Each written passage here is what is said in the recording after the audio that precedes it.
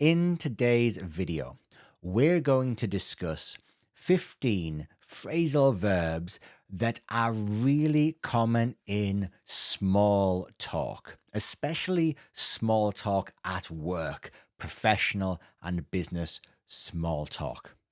So let's get started.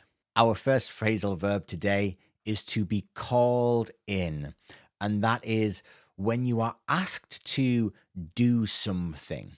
So usually you would be called into work. Maybe you're at home, you could be called into work, or you could be called into your boss's office. For instance, the boss called me in today to do some overtime, or Dave called me into his office to talk about the project. So, to call someone in is when you need to get them to where you are, usually work or an office, to do something. Next, we have the phrasal verb to catch up. To catch up means that you should be at some certain point with what you're doing. You should have made a certain amount of progress. Maybe by this point, your project should be 50% complete, but it's not. You are behind where you want to be. You need to catch up. So, just like if you and I were walking together and then I started to slow down, but you didn't, and this distance opens up between us, well, I would need to catch up. It's the same at work. Maybe you have colleagues who are working faster than you. You need to catch up with your colleagues, or you are just behind where you should be working towards a deadline and you need to catch up to where you generally should be. For instance, I'm going to do some overtime this weekend to catch up with my work. I thought I'd caught up, but I was wrong. That's the past tense there, caught up. Speaking of catch up, we also have to fall behind. To fall behind means that, well, there is somewhere you should be, some level of progress that you should have made, but you haven't. You have fallen behind. Again, if we're walking along the street together and I slow down, but you don't, I am going to fall behind.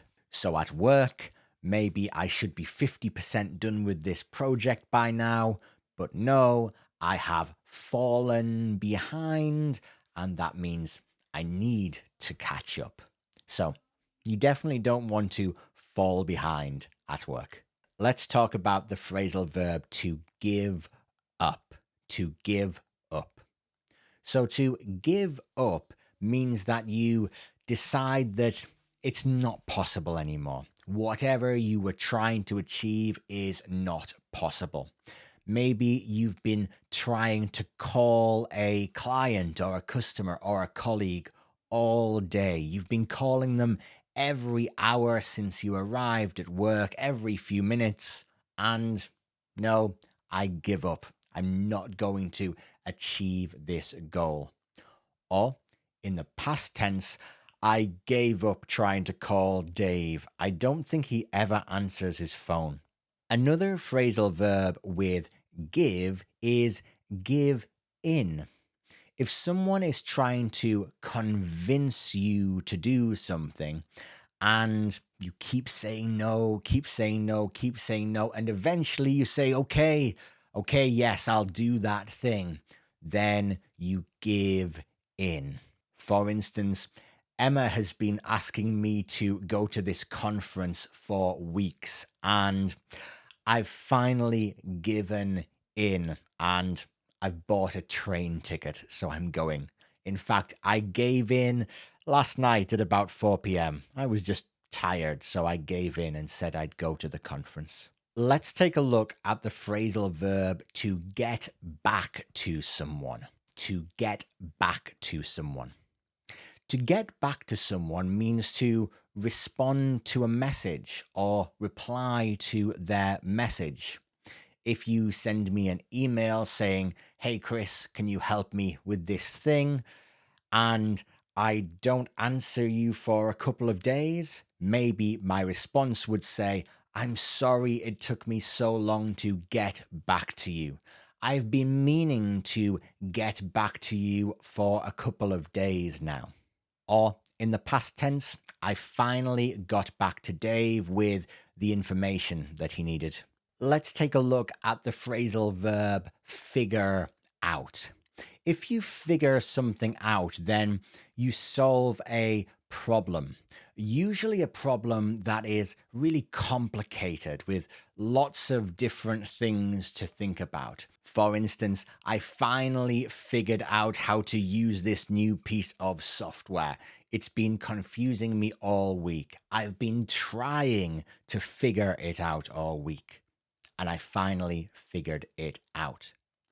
Very similar to figure out is work out. I've been trying to work out this piece of software all week, and I finally worked it out. Very similar phrasal verbs there, work out and figure out, often used interchangeably, often used to mean exactly the same thing. Let's talk about the phrasal verb to run something by. If you run something by someone, then you want their opinion or their advice or maybe their approval. Maybe you need to run something by someone before you can take further action. For instance, that's a great idea, but let me run it by the HR department first. I don't know if it'll be okay with them. And then later, hey, I ran that idea by HR. They said, go ahead, it's fine. Which brings us to our next phrasal verb, which is go ahead. If you go ahead with something, then you either begin something or you restart something that has maybe been paused. For instance, I'm going to go ahead and call the client. I know that no one's spoken to them this week, so do you mind if I go ahead and do that? And then later in the day, hey, I went ahead and called the client. They said everything's okay. Let's take a look at the phrasal verb to set up. To set up. If you set something up, then you arrange it. We often talk about setting up meetings, setting up phone calls, maybe setting up job interviews. For instance, hey, would you mind if I set up a meeting with the whole team tomorrow to discuss what's been happening? Before we move on, I'd love to know if any of these phrasal verbs are new to you. Do you know them all? Do you know some of them? Do you know none of them? Leave me a comment down below and let me know how much of this is new for you. And maybe if some of it is new, let me know exactly what. Let's take a look at a phrasal verb that you might like to hear, especially if you're having a hard time at work. Maybe your boss is telling you everything you're doing wrong and doesn't feel like anyone is supporting you. Well, you might be lucky and have someone who wants to stick up for you. If someone sticks up for you, then they support you. Maybe your boss is telling you all the things you're doing wrong, or in a meeting that you're not even in, they're talking about how bad you are at your job. If someone sticks up for you, then they support you and they defend you. For instance, don't worry, I'll stick up for you in the meeting. In the past tense, hey, don't worry, I stuck up for you in that meeting. Everything's fine. Stick up for is a really informal phrasal verb, a particularly informal phrasal verb. We could also use stand up for in all of the same contexts. For instance, Thanks for standing up for me in that meeting. I really appreciate it. Or, hey, I noticed that you stood up for me in that meeting. Thanks a lot. Speaking of support, let's talk about the phrasal verb to turn to. If you turn to someone, then you ask them for help. You think, this is the person who's going to be able to help me. For instance, I don't know who to turn to for help. Usually I turn to Emma, but she's not in this week. Well, I guess I'm going to have to turn to you. And one last phrasal verb, again related to support, is to count on. To count on someone. Maybe you know rely on or depend on someone. If someone is dependable or reliable, it means they are always there to support you, or they always do what they say they're going to do. For instance, who can I ask to work overtime this evening?